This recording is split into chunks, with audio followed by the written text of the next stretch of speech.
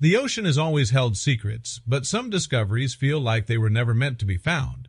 Jonas wasn't a treasure hunter, and he wasn't chasing legends. He was just a diver, seeking the calm escape of the deep blue silence. On this particular day, the water was calm, visibility decent, and everything seemed ordinary. But ordinary doesn't last long when the sea decides to whisper its mysteries. About halfway through his descent, Jonas's flashlight beam cut across something that didn't belong.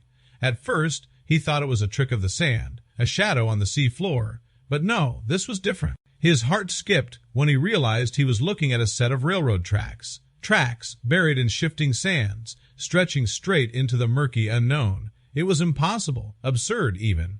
What were they doing here, miles from any shore, perfectly aligned like they had been laid yesterday? Curiosity overpowered reason. Jonas knew there were no wrecks in this area, nothing in the dive maps he had studied. Still, something compelled him forward. Each careful kick of his fins pushed him deeper, his light tracing the rails as they disappeared into the darkness. The ocean floor seemed to fall silent, as though holding its breath. Then the shape revealed itself, a single train car standing on the seabed. Not wrecked, not rusted into oblivion, but whole, intact, preserved. Jonas circled the car in disbelief.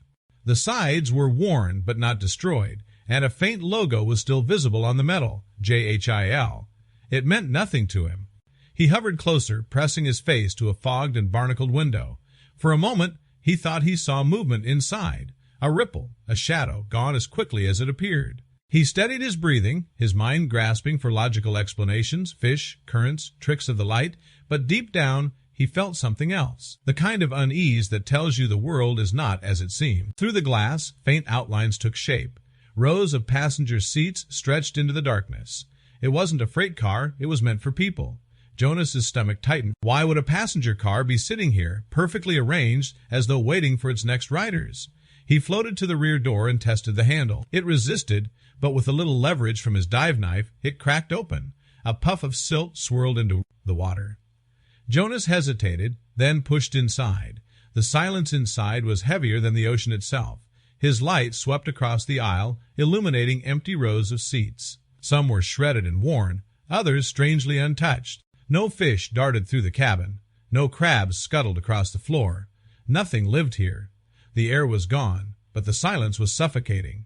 Jonas kept moving, his heart pounding in his chest. Then his beam froze on something out of place. A backpack, bright blue, strapped neatly to one of the seats. Jonas blinked, thinking it had to be a hallucination. Everything else was faded with time, but this looked new. He drifted closer, fingers trembling as he unzipped it. Inside, sealed carefully in a plastic bag, was a children's book. The title on the cover made his blood run cold.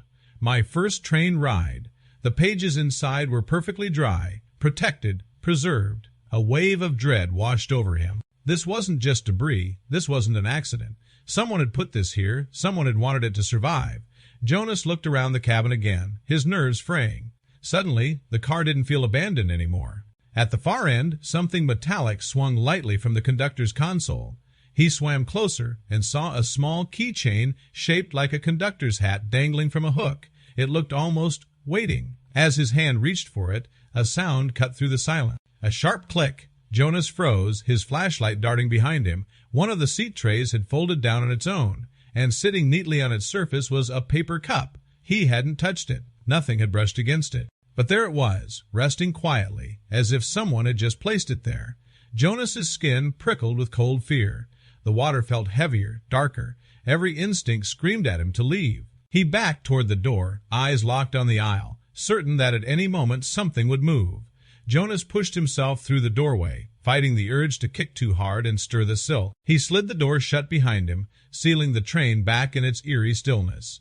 The moment it closed, the surrounding water seemed colder, as if the ocean itself was warning him he had crossed a line. He turned and followed the tracks in reverse, every stroke of his fins echoing with the thought that something might be watching him from the windows. When he finally broke the surface, sunlight felt unreal, almost too bright. He pulled off his mask and gasped for air, his lungs burning more from fear than exertion. The waves slapped harmlessly against his gear, but Jonas couldn't shake the sensation of the silence inside the train, still clinging to him, a silence that didn't belong underwater.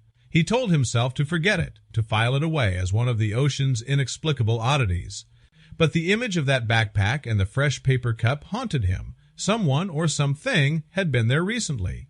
For weeks, Jonas told no one. He tried to dive other sites, tried to drown the memory under ordinary routines. But late at night, he dreamed of train tracks cutting through the sea floor, stretching forever, leading to places he didn't want to see. And always, in those dreams, the book reappeared in his hands, its title glaring at him like a riddle, My First Train Ride.